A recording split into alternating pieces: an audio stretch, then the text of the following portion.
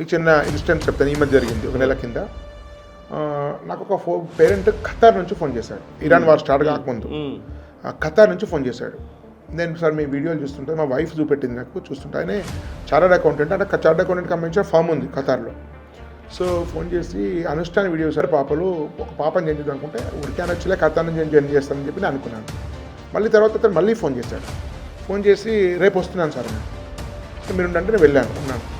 So ఎక్కడి నుంచి వస్తున్నాను అడిగాను. డైరెక్ట్ దిగారు. నేను ఖతార్ నుంచి డైరెక్ట్ ఇటే వస్తున్నాను సార్ నేను.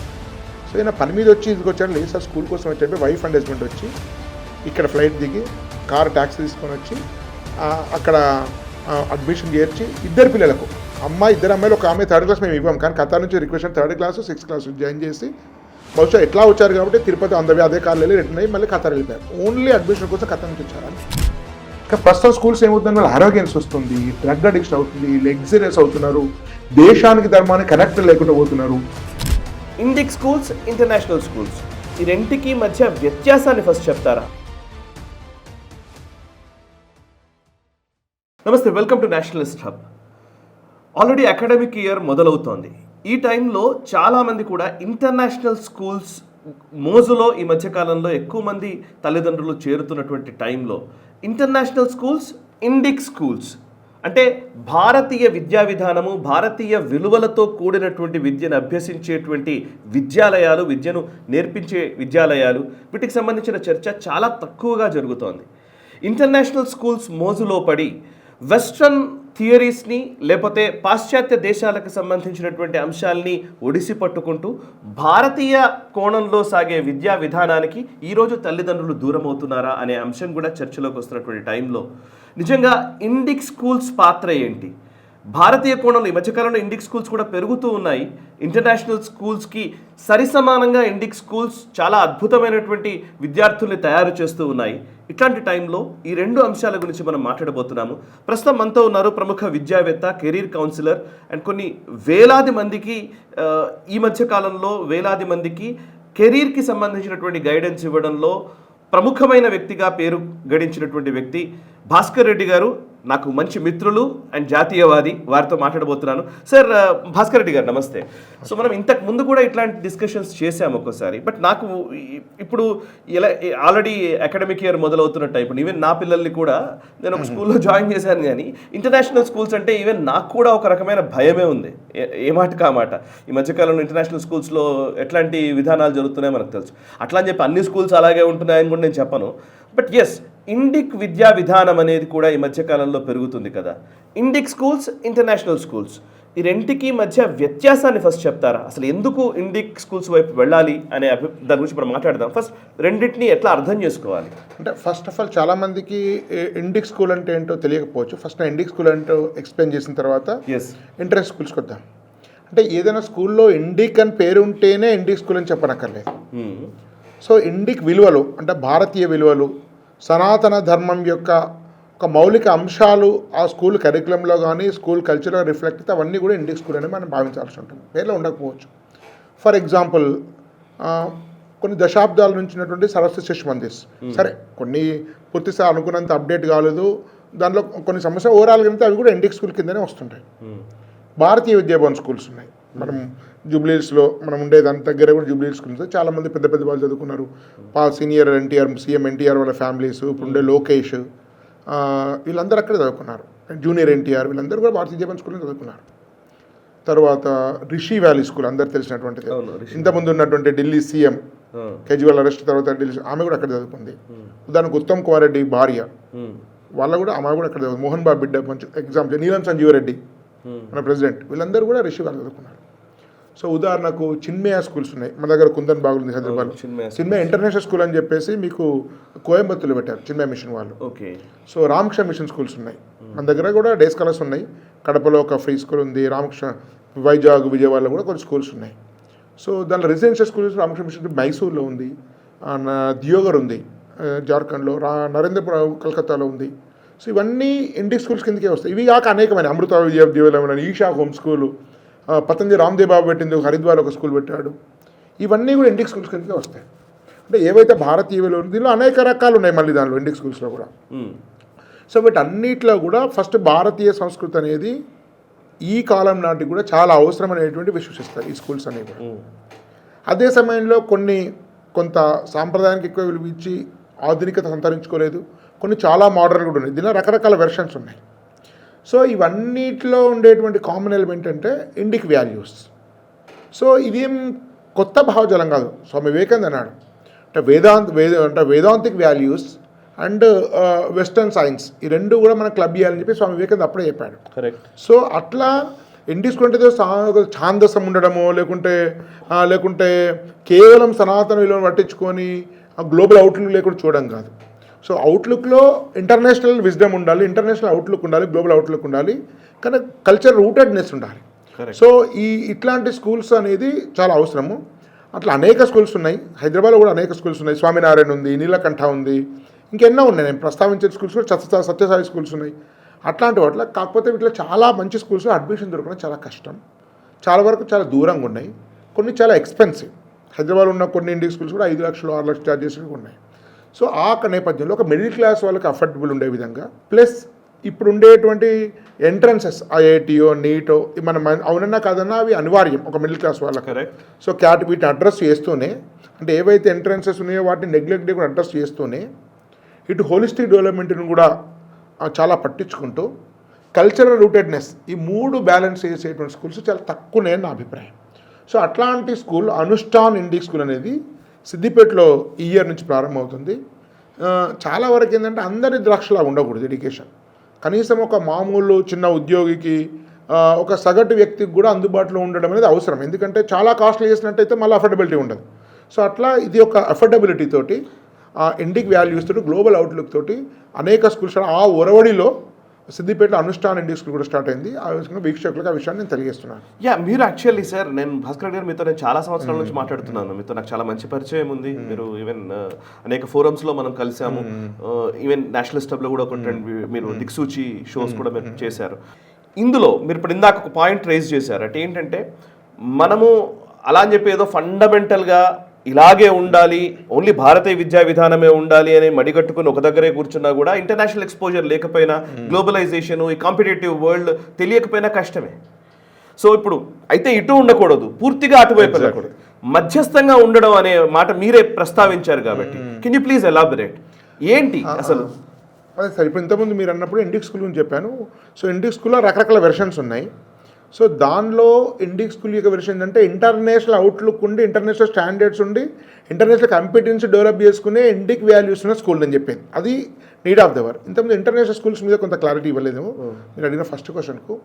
సో ఇంటర్నేషనల్ స్కూల్ కూడా చాలా కన్ఫ్యూజన్ ఉంది. దీనిలో కూడా రకరకాల వెర్షన్స్ ఉన్నాయి ఇప్పుడు. సో కొన్ని ఇంటర్నేషనల్ స్కూల్స్ అంటే ప్యూర్ వెస్టర్నైజ్ అయిపోయి 10 lakhs ఫీ తీసుకొని రకరకాల లగ్జరియస్ వాతావరణం చేసేసి ఆ వాల్యూస్ ఎగ్జాంపుల్ ఎట్లా అంటే నేను పేర్లు చెప్పాను కానీ హైదరాబాద్లో కొన్ని స్కూల్స్ ఉన్నాయి 5 నుంచి 10 లక్షలు ఛార్జ్ చేస్తున్నారు. సో ఒక 10 years ఎదిగిన తర్వాత పిల్లవాడు ఏమవుతున్నాడంటే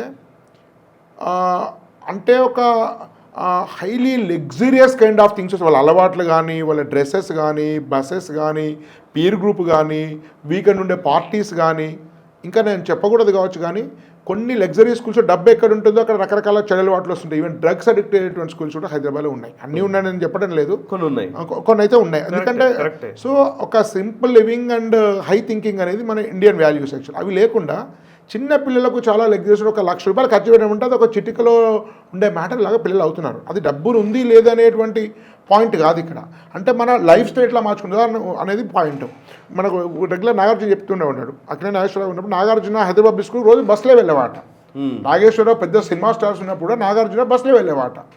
సో అట్లాంటి సింపుల్ లివింగ్ మర్చిపోయి మనకి ఎంత డబ్బు ఉంటే పిల్లలు అంత లగ్జరీస్ చేయాలనేటువంటిది ఒకటి వస్తుంది. రెండవది కంప్లీట్గా రూటెడ్ లేకుండా అయిపోతున్నాడు. అంటే మన మీద యూరోపియన్ లాగా, మన మీద అమెరికన్ లాగా మారనక్కర్లేదు. గ్లోబల్ అవుట్లుక్ ఉండే ఇంటర్నేషనల్ స్కూల్లో సమస్య లేదు. ఉదాహరణకు హైదరాబాద్ పబ్లిక్ స్కూల్ ఉంది. సో హైదరాబాద్ పబ్లిక్ స్కూల్లో చాలా సింపుల్ లివింగే ఉంటుంది. చాలామంది అనుకుంటారు పెద్దవాళ్ళు చదువుతున్నారు కానీ మీకు స్కూల్ కల్చర్లో పెద్ద లగ్జరీస్ కల్చర్ ఉండదు. ఎవరైనా వాళ్ళ ఉండే పేరెంట్ వాళ్ళు ఉండొచ్చు, స్కూల్కి అట్లాంటి కల్చర్ లేదు. చాలా చాలా సింపుల్ థింగ్సే ఉంటాయి. ఇప్పుడు సైనిక్ స్కూల్స్ ఉన్నాయి. ఇప్పుడు ఒక ఎగ్జాంపుల్ జవహర్లాల్ నెహ్రూ చదువుకున్నప్పుడు మీకు చిన్న ఎగ్జాంపుల్. యాక్చువల్లీ ఆయన చాలా పెద్ద స్కూల్ చదువుకున్నప్పుడు మోతీలాల్ నెహ్రూ చాలా రిచ్ కదా ఆ టైంలో. జవహర్లాల్ నెహ్రూ చాలామంది చెప్తుంటారు కదా 10 గేట్లు 10 కార్లు వచ్చేటువంటి ఎక్స్ట్రా గ్రేడేస్ చెప్తుంటారు నెహ్రూ చిన్న పిల్లగాడు ఉన్నప్పుడు. సో ఒకసారి ఎవరి షూ వాళ్ళే క్లీన్ చేసుకోవాలి నెహ్రూ టైంలో ఉన్నప్పుడు. ఒకసారి రిచ్ కదా అని చెప్పేసి వాళ్ళ మొదలాన్ని ఎవరు చెప్తే వారిని షూ చేయకుండా ఎవరితో వర్కర్తో షూ పాలిష్ చేయించుకుంటారు అన్నట్టు నేను జవహర్లాల్ స్కూల్లో ఉన్నప్పుడు. సో ఆ తర్వాత ప్రిన్సిపాల్ తెలిసిన తర్వాత సో ఏవైతే ప్రిన్సిపాల్ పాటించినందుకు తన షూను తను శుభ్రం చేసుకొని పాలిష్ చేసుకున్నందుకు ఆ క్లాస్లో ఉన్న అందరి షూ తోటి పాలిష్ చేయించాడు నెహ్రూతోటి. సో అప్పటి టైంలో ఎంత పెద్దవాళ్ళైనా కూడా ఎంత రిచ్నా చాలా సింపుల్ లివింగ్, చాలా హంబుల్గా ఉండేటువంటిది, ఇది చాలా ప్రామాణికమైన అంశాలు ఉండేటివి. కానీ ప్రస్తుతం స్కూల్స్ ఏమవుతుందని వాళ్ళ ఆరోగ్యన్స్ వస్తుంది, డ్రగ్ అడిక్షన్ అవుతుంది, లెగ్జరీస్ అవుతున్నారు, దేశానికి ధర్మానికి కనెక్ట్ లేకుండా పోతున్నారు. ఎవరో మన యూరోపియన్ అమెరికాలో ఉండేటువంటి academic standards, learning, science, logical thinking, scientific temper ఉంటే తప్పలేదు. కానీ వాళ్ళలాగా వాళ్ళే ఇండిక్ సైడ్ వస్తున్నారు, మనం వాళ్ళలాగా మారిపోవడం వల్ల రకరకాల బిహేవియరల్ ఇష్యూస్ పేరెంట్స్ అబ్జర్వ్ చేస్తున్నారు. ఈవెన్ చాలా కోట్ల రూపాయలు సంపాదించిన పేరెంట్స్ కూడా ఈ మధ్యకాలంలో చాలా సింపుల్ స్కూలింగ్ వైపు వెళ్తున్నారు. ఇప్పుడు ఈషా స్కూల్స్ కావచ్చు, లేకుండా మంచి స్కూల్స్ కావచ్చు, అవన్నీ చాలా ఇండిక్ స్కూల్స్ అనేది నీడ్ ఆఫ్ ద అవర్ అనేది వాళ్ళకి అర్థం కాదు, అరాగ్యం చూస్తున్న పిల్లలు. కాబట్టి రూటెడ్ ఉండేటువంటి స్కూల్స్లో మీకు చాలా పేరెంట్స్ యొక్క రిలవెన్స్, దాని యొక్క అవసరం చాలామందికి అర్థమైంది. కాబట్టి హిందీ స్కూల్స్ అనేది నీడ్ ఆఫ్ ద అవర్ అనేది even middle class, high middle class వాళ్ళకి కూడా చాలా క్లియర్గా అర్థమైంది. మీరు చాలా సంవత్సరాల నుంచి మీరు కెరీర్ కౌన్సిలింగ్లో ఉన్నారు. చాలామంది విద్యార్థులకి అంటే ఎటువంటి ఈ పక్షమా ఆ పక్షమా అనేదో కమర్షియల్ వాల్యూస్ లేకుండా కరెక్ట్గా రివ్యూస్ చేస్తారు అనే యూనివర్సిటీస్ గురించి, కాలేజెస్ గురించి, వాటి గురించి చెప్తారు కదా. నేను మీతో మాట్లాడినప్పుడు నాకు యాక్చువల్లీ మిమ్మల్ని ఇంటర్వ్యూకి ఆహ్వానించడానికి one of the major reason is this. ఏంటి అని అంటే సడన్గా మీరు కట్ చేస్తే ఒక్కసారిగా చాలా రోజులు ఈ మధ్యకాలంలో మాట్లాడలేదు మీతో, సడన్గా మాట్లాడేసరికి మీరు స్కూల్ పెట్టేశారన్నారు. అదేంటి మీరు ఏదో కెరీర్ కౌన్సిలింగ్ వాటిల్లో ఉన్న వాళ్ళు సడన్గా స్కూల్ ఎందుకు పెట్టారు? ఇది నాకు ఆశ్చర్యంగా అనిపించింది. అది కూడా మళ్ళీ ఇండిక్ స్కూల్, ఇంటర్నేషనల్ స్కూల్ హడావిడి నడుస్తున్న టైంలో ఇండిక్ స్కూల్ ఏంటి? ఇక్కడ నుంచే కదా మన డిస్కషన్కి అసలు నిజానికి మొదలైంది. వై ఎన్ ఇండిక్ స్కూల్, అది కూడా సిద్దిపేటలో ఎందుకు స్థాపించారు మీరు? ఎందుకు, మీ ఉద్దేశం ఏంటి, లక్ష్యం ఏంటి? అంటే బేసికల్గా నేను ఇంతకుముందు ప్రస్తావించంటే ఒక నా దృష్టిలో భారతదేశం విద్యార్థికి ఒక్కొక్క దేశంలో ఒక్కొక్క సివిలైజేషన్స్కు వాళ్ళకి ఎడ్యుకేషన్ అవసరం వేరు ఉండొచ్చు. ప్రస్తుతం ఉండే భారతదేశంలోని మిడిల్ క్లాస్ దృష్టిలో పెట్టుకొని స్టార్ట్ చేసిన జరిగింది. ఇది ఎలైట్ వాళ్ళ కోసమే కాదు. సో మిడిల్ క్లాస్ కింద ప్రతి ఒక్క స్టూడెంట్కి నా దృష్టిలో 3 అంశాలు ఉన్నాయి. మీరు మా లోగో చూస్తే కూడా అర్థమవుతుంది. బేసికల్ ఏంటంటే ఇప్పుడుండే స్టూడెంట్కి 3 అంశాలు ఏంటంటే, ఫస్ట్ మా లోగోలో ఒక ట్రయాంగిల్ ఉంటుంది. సో ఈక్విలాటరల్ ట్రయాంగిల్ అది. సో ఈక్విలాటరల్ ట్రయాంగిల్లో 3 సైడ్స్ ఉంటాయి, ఈక్వల్ సైడ్స్. అంటే ప్రతి సైడ్ కూడా మిగతా 2 సైడ్స్ మీద ఆధారపడి ఉంటుంది. అంటే ఒక సైడ్ లేకుండా మిగతా 2 ట్రయాంగిల్ అనేది దానికి ఐడెంటిటీ ఉండదు. సో 3 ఈక్వల్ ఇంటర్డిపెండెంట్, ఇండిపెండెంట్ అనే అంశాలు. 3 ఏంటి అంటే, ఫస్ట్ అకాడమిక్ ఎక్సలెన్స్. అకాడమిక్స్ చాలా బాగుండాలి. మన మీద కల్చర్ పేరుతోటి, ఆ ఇండియన్ వాల్యూస్ పేరుతోటి అకాడమిక్స్ కానీ, కమ్యూనికేషన్ స్కిల్స్ కానీ, మ్యాథమెటిక్స్ కానీ, లాజిక్ కానీ, సో సబ్జెక్ట్స్ నెగ్లెక్ట్ చేయడం అంటూ జరగకూడదు. కొంతమంది అట్లా చేస్తారు కూడా. సో నా దృష్టిలో అకాడమిక్ ఎక్సలెన్సే ప్రైమరీ ప్రయారిటీ. సో అదొక ఇంపార్టెంట్ ఆస్పెక్ట్ స్కూల్లో. That reflects one side of the triangle. Second, holistic development. So holistic development అనేది నీడ్ ఆఫ్ ద అవర్. ఎప్పుడైతే ఇప్పుడు ఆర్టిఫిషియల్ ఇంటెలిజెన్స్ వచ్చిందో, సో వరల్డ్లో ఒక నార్మల్ ఇంటెలిజెన్స్కి పెద్ద వాల్యూ లేదు.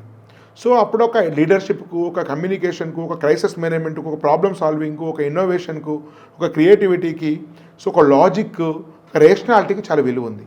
సో మన మెకాలో 1835 నుంచి చూస్తే దాదాపు 170-180 ఏళ్ళు మనం కేవలము ఒక స్లేవరీ ఎడ్యుకేషన్లో పడిపోయామని తెలుసో తెలియకను. అంటే టీచర్ అది చెప్పాలి, చేతులు కట్టుకుని వినాలి, చెప్పింది గుర్తుపెట్టుకొని రాయాలి, ఎగ్జామ్ రాయాలి, మార్కులు ఇవ్వాలి, దాని ప్రకారం జడ్జ్ చేసే ఒక మొనోటానిక్ సిస్టమ్స్ ఇప్పుడు దాకా ఉన్నాము. ఎందుకంటే వాడి ఉద్దేశం మన స్లేవ్స్ తయారు చేయడం కోసం పెట్టారు. తెలుసో తెలియకుండా దురదృష్టవశాత్తు అది కంటిన్యూ అయింది. సో నేషనల్ ఎడ్యుకేషన్ పాలసీ వచ్చిన తర్వాత కూడా అన్నిటి మీద ఉండేటువంటి హోలిస్టిక్ డెవలప్మెంట్కి చాలా ప్రాధాన్యత ఇచ్చింది. మీరు కూడా చదివి ఉంటారు ఎన్ఈపీ 2020. సో అది పూర్తిగా అమలు చేస్తున్నాం. హోలిస్టిక్ డెవలప్మెంట్ అనేది need of the second part ఇది. థర్డ్ అంటే ఇవి 2 ఉన్నా సరిపోవు. థర్డ్ అనేది ఇంపార్టెంట్. అంటే ఇవి 2 ఉన్నా కూడా మనకు ఒక పెద్ద సివిలైజేషనల్ లెగసీ ఉంది, కొన్ని వేల సంవత్సరాల లెగసీ ఉంది. కానీ దాన్ని చాలామంది మనం మర్చిపోతున్నాం. సో ఒక జనరేషన్ ఇంకొక జనరేషన్స్కు ఆ సంస్కృతిని, ఆ నాగరికతను అందించారు కాబట్టి ఇప్పటిదాకా సర్వైవ్. కానీ నెక్స్ట్ ఈ జనరేషన్లో ఇది మిస్ అవుతుంది. ఒకసారి సాఫ్ట్వేర్కి వచ్చి పిల్లలు మోడర్న్ ఎంత టైం ఉండట్లేదు, ఏదో స్కూల్ పంపిస్తున్నారు, ఒక 2-3 జనరేషన్లో అసలు ఇండికి రూట్స్ పోయే అవకాశం ఉంటుంది. అది దేశానికి నష్టమో లేదో పక్కన పెడితే వాడికి పర్సనల్గా నష్టం. ఒక కంటెంట్ ఉండడము, చాలా హ్యాపీగా ఉంటే హ్యాపీగా బతకడము, ఒక రెస్పెక్ట్ఫుల్గా ఉండడము, హంబుల్గా ఉండడము. సో ఇవన్నీ చాలా చాలా అంటే మంచి ఆహారం తీసుకోవడం, ఇవన్నీ కూడా పార్శ్వాలు ఉంటాయి. అంటే కల్చర్ రూటెడ్నెస్ అనగానే చాలామంది ఏమనుకుంటారంటే ఏదో భగవద్గీత చెప్పడము, వేదాలు చెప్పడము, సంస్కృతం చెప్పడము, సో ఏదో బొట్లు పెట్టుకోవడం అనుకుంటారు. అది చాలా చిన్న భాగం. కల్చర్లో చాలా పెద్ద పదం కల్చర్ అనేది. కేవలం ఏదో సంస్కృతానికో దేవునికి సంబంధించిందే కాదు, మనం తినే ఫుడ్ కూడా కల్చర్. మన ఉదాహరణ మిల్లెట్స్ వచ్చింది, మళ్ళీ కల్చర్. ఒక దేశీ కౌ మిల్క్ అనేది కూడా దాని ఇంపార్టెన్స్ తెలుసుకోవడం. ఫార్మింగ్లో ఇప్పుడంతా పెస్టిసైడ్స్ ఎక్కువ వాడేసి మనం ఎట్లాంటి సమస్యలు వస్తుందో చూస్తున్నాం. సో ఫార్మింగ్లో ఆర్గానిక్ ఫార్మింగ్, నేచురల్ ఫార్మింగ్ ఇది పరిచయం చేయడం. అది వాడు మొత్తం నేర్చుకుంటారు లైఫ్లో. రేపు పొద్దున ఎవడి కెరీర్ ఉంటుందో ఎవడో డిసైడ్ చేయలేడు ఏ వచ్చిన తర్వాత. సో రేపు పొద్దున వాడు ఏదైనా నేర్చుకునే విధంగా అవసరమైతే 20 ఎకరాలు ఈజీ తీసేసుకొని ఆర్గానిక్ ఫార్మింగ్ చేసి దానికి ట్రేడ్ మార్క్ తీసేసుకొని దాన్ని గ్లోబల్ ఎక్స్పోర్ట్ చేసేటువంటి ఈ పరిస్థితి కూడా ఉండొచ్చు. సో అదేవిధంగా దాని వాల్యూ అర్థం కావడం, మట్టితోటి కనెక్షన్ ఉండడం, గోశాలకు సంబంధించిన పని చేయడం. చాలామందికి ఇప్పుడు పెద్ద సమస్య అంటే మంచిగా ఉంది. హైదరాబాద్లో చూడండి, 1000 రూపాయలు ఇస్తే నాకు రియల్ హెల్తీ ఫుడ్ కావాలంటే చాలా కష్టం. కరెక్ట్, ఏ ఫుడ్ నామని చెప్పలేము. కాబట్టి ఒక ఫుడ్ గురించి తెలుసుకోవడము, సో ఫుడ్ వండడం నేర్చుకోవడము, కూరగాయలు కట్ చేయడం నేర్చుకోవడము, హార్టికల్చర్ చేయడము, తోటలు పెంచడము, మొక్కల గురించి తెలుసుకోవడము, ఆయుర్వేదం గురించి తెలుసుకోవడము, నేచర్ ఫీలింగ్. మనం చిన్న ఉన్నప్పుడు జలుబు వస్తే గింజ తెలుసుకొని తాగేవాళ్ళం, బహుశా మీరు నేను కూడా. ఇప్పుడు జలుబు వస్తే మనము సెలైన్ ఎక్కించుకుంటున్నాము, లేకుంటే ఇంజక్షన్ వేయించుకుంటున్నాము, యాంటీబయాటిక్స్. చిన్న విషయం, ఎల్లిపాయ కారం తినే జలుబు పోయేది మనం చిన్న ఉన్నప్పుడు. ఇదంతా కూడా మిస్ అవుతుంది, జనరేషన్ టు జనరేషన్ మిస్ అయిపోతుంది.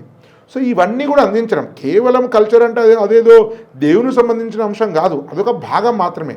ఈ దేశం యొక్క గొప్పతనం తెలుసుకోవడం, ఈ నేషనలిజం తెలుసుకోవడం, బ్రేకింగ్ ఇండియా ఫోర్స్ గురించి తెలుసుకోవడం, శివాజీ వివేకానంద గురించి అర్థం చేసుకోవడం. వివేకానంద ఇప్పుడు అర్థం కాకపోవచ్చు, రేపు పొద్దున నీకంటే నీకంటే అర్థమవుతాడు. ఒక వేమన పద్యం ఇప్పుడు నీకు తెలియకపోవచ్చు, రేపు 20 ఏళ్ళకి నీకు ఎక్స్పీరియన్స్ వచ్చిన తర్వాత వేమన గుర్తొస్తాను నీకు. సో ఇవన్నీ చేసేసి ఒక సమగ్రమైనటువంటి వ్యక్తిత్వం రావడం అనేది. ఈ 3 కూడా ఒకదానికొకటి వేరు కాదు, ఈ 3 అంశాలు ఉంటాయి. అందుకనే ట్రయాంగిల్లో మీకు 3 సైడ్స్ ఉన్నాయి. ఈ 3 సైడ్స్ ఇంకొక దాని కూడా రిఫ్లెక్షన్. ఎడ్యుకేషన్లో 3 ప్రధానం. ఒకరు టీచర్, 2 స్టూడెంట్, 3 పేరెంట్. 3 సైడ్స్ ముగ్గురు చూపిస్తున్నాయి, స్టూడెంట్, టీచర్ అండ్ పేరెంట్. ముగ్గురు మధ్య కూడా ఒక కనెక్టివిటీ ఉండాలి, ముగ్గురు కూడా ఇంటర్డిపెండెంట్. సో అవినాభావ సంబంధం అని చెప్పేసి కూడా ట్రయాంగిల్ ఒకటి. మూడవది మనిషిలో 3 ప్రధానం, body, mind and intellect. Soul పక్కన పెట్టండి, అట్లీస్ట్ మనం ఫినామినల్ వరల్డ్ గురించి మాట్లాడితే ఈ 3 కూడా గ్రూమ్ కావాలి. సో ఈ స్కూల్ ఇవన్నిటిని పట్టించుకుంటుంది అనే అంశం. మీరు మధ్యలో చూస్తే లోటస్ ఉంటుంది. లోటస్లో 5 పెటల్స్ ఉంటాయి. లోటస్ అంటే మనందరికీ తెలుసు, అది బురదలో ఉన్నా కూడా దానికి బురద అంటది. సో ఈ ప్రపంచం దీనిలో ఉన్నా కూడా ఆ ప్యూరిటీ మిస్ కాకుండా, సో మన యూనిక్నెస్ మిస్ కాకుండా ఆ ప్రపంచంలో తామరాకులు నిండిపోతుంటారు, అట్లా బతకటువంటి విధానం నేర్చుకోవడం. ఇది డివోషన్కు, నేషనలిజానికి కూడా సింబల్ లోటస్. సో భక్తికి సింబల్. సో ఈ 5 పెటల్స్ ఏంటంటే పంచకోశాలు, అన్నమయ, ప్రాణమయ, మనోమయ, ఆనందమయ, విజ్ఞానమయ.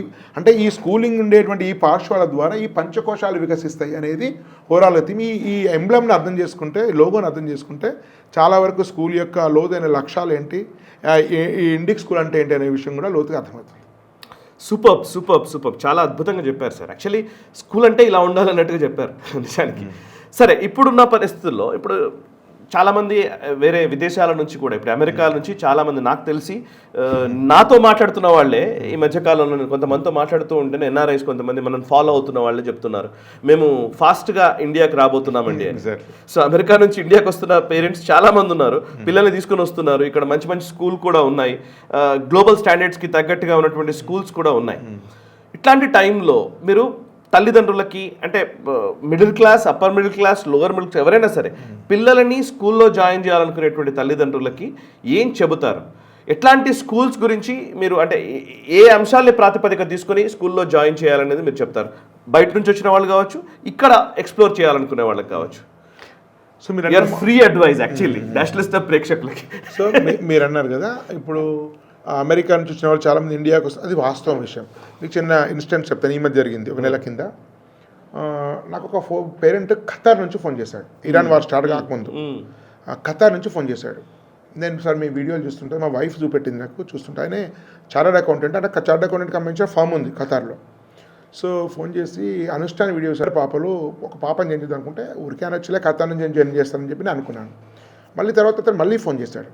ఫోన్ చేసి రేపు వస్తున్నాను సార్ అన్నాడు. సో మీరు అంటే నేను వెళ్ళాను, ఉన్నాను. సో ఎక్కడి నుంచి వస్తున్నాను అడిగాను, డైరెక్ట్ దిగారు. నేను ఖతార్ నుంచి డైరెక్ట్ ఇటే వస్తున్నాను సార్ అన్నాడు. సో ఈయన పని మీద వచ్చి ఇదికి వచ్చాడు, లేదు సార్ స్కూల్ కోసం వచ్చి వైఫ్ అండ్ హస్బెండ్ వచ్చి ఇక్కడ ఫ్లైట్ దిగి కారు ట్యాక్సీ తీసుకొని వచ్చి అక్కడ అడ్మిషన్ చేర్చి ఇద్దరు పిల్లలకు ఇద్దరు అమ్మాయిలు, ఒక ఆమె థర్డ్ క్లాస్ మేము ఇవ్వం, కానీ ఖతార్ నుంచి request third class 6th class join చేసి బహుశా ఎట్లా వచ్చారు కాబట్టి తిరుపతి అదే కార్లు వెళ్ళి రిటర్న్ అయ్యి మళ్ళీ ఖతార్ వెళ్ళిపోయారు. ఓన్లీ అడ్మిషన్ కోసం ఖతార్ నుంచి వచ్చారు. అంటే ఆ ఇండిక్ వాల్యూస్ మీద ఉండేటువంటి ఆ అవసరం కానీ, ఆ గౌరవం కానీ, ఆ ప్రేమ కానీ విదేశాలకు వెళ్ళడానికి ఎక్కువ అర్థమవుతుంది. సో కాబట్టి అది ఇండిక్ స్కూలింగ్ అనేది నీడ్ ఆఫ్ ద అది అనుష్ఠానం కదా, ఏ స్కూల్ అయినా కూడా. ఇప్పుడు మీరు స్వామినారాయణకి ఎందుకు డిమాండ్ ఉంది మీరు చూస్తే, స్వామినారాయణ అడ్మిషన్ దొరకదు, నీలకంఠ ఉంది మన స్వామినారాయణ మిషన్ వాళ్ళదే. సో అవన్నీ కూడా మీకు నీడ్ ఆఫ్ ద అవర్. ఇప్పుడు మీరు అడిగారు ఎలాంటి జాగ్రత్తలు తీసుకోవాలనేది. ఏ స్కూల్ అయినా బేసిక్ ఏంటంటే sir, first of all infrastructure అనేది ముఖ్యమైనదే. కానీ చాలామంది ఒక దురదృష్టవశాత్తు ఏంటంటే మోడర్న్ పేరెంట్స్ కాస్త డబ్బులు వచ్చిన తర్వాత ఇన్ఫ్రాస్ట్రక్చర్ ఆధారంగా స్కూల్ డిసైడ్ చేసుకుంటారు. అది సరైనది కాదు. అల్టిమేట్గా స్టూడెంట్ యొక్క ఇంప్రెషన్, స్టూడెంట్ యొక్క రెస్పాన్స్ ఎక్కడి నుంచి టీచర్ ద్వారా వస్తుంది. ఇన్ఫ్రాస్ట్రక్చర్ కొంత వాల్యూ యాడ్ చేస్తుంది, కానీ ఇన్ఫ్రాస్ట్రక్చర్ ఏం ప్రధానం కాదు. సో చాలా చిన్నగా ఉదాహరణ భారతీయ విద్యాభవన్ జూబ్లీ స్కూల్ చూస్తే జస్ట్ ఇట్స్ 7 acres క్యాంపస్, కానీ చాలా మాకు సమాజంలో చాలా గౌరవం ఉండే ప్రభావం ఉన్న వాళ్ళు చాలామంది అక్కడ చేరుస్తున్నారు.